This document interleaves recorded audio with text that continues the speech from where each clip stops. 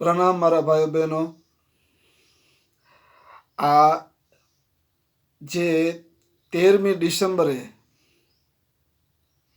2023 13મી ડિસેમ્બરે આપણી નવી પાર્લામેન્ટની અંદર જે આ દુઃખદ ઘટના બની એનો વિડીયો મેં તમને સવિસ્તાર આપ્યો છે, પરંતુ એક વાત કહેવાની રહી ગઈ છે, એટલે અમારે ટૂંકો વિડીયો તમને આપવા જઈ રહ્યો છું પાછો હમણાં કે આ મોદીના શાસનમાં જન આક્રોશ વધતો જાય છે અને જો 2024માં આ તાનાશાહ રાજી ખુશીથી ગાદી ખાલી કરે તો સારું છે, અને જો ગાદી ખાલી નહીં કરે તો જન આક્રોશ એવો વધશે કે શ્રીલંકાવાળી થશે।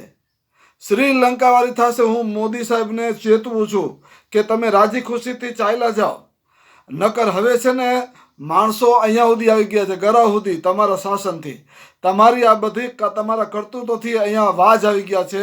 તમે રાજી ખુશીથી ગાદી ખાલી કરીને હાલ્યા જાઓ તમે, અને જો નહીં જાઓ 2024માં અને જો ઈવીએમ મશીન લઈ આવ્યા ને ગરબરગોટા કર્યા તો તમારો પણ ઘરો લાડવો છે, અને આ તમારા જે મરતિયા છે ને બધા એમનો ઘરો લાડવો છે। પ્રજા તમને નહીં મૂકે હવે, અને શ્રીલંકાવાળા જેવી કરશે ને। આજે ખાલી આ 4-5 છોકરાઓ બેરોજગારો પાર્લામેન્ટમાં ઘૂસી ગયા, પણ આવું જ જો ચાલ્યું તો આ 4-5 નહીં પણ 4-5-6 કરોડ 10 કરોડ જેટલા નાગરિકો, બેરોજગાર નાગરિકો અને અહીંયા સુધી આવી ગયેલા નાગરિકો છે ને કરોડોની સંખ્યામાં આ પાર્લામેન્ટમાં ઘૂસી જશે। પછી તમે શું કરશો?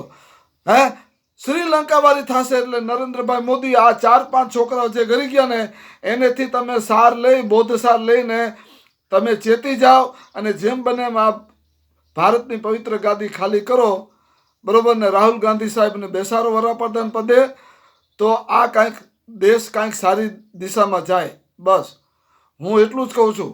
ગુજરાત જનતા સમર્થન પાર્ટીનો પ્રેસિડેન્ટ ગુલામ હુસૈન ઉમરભાઈ બલોચ મકરાણી। જય હિન્દ, જય ભારત।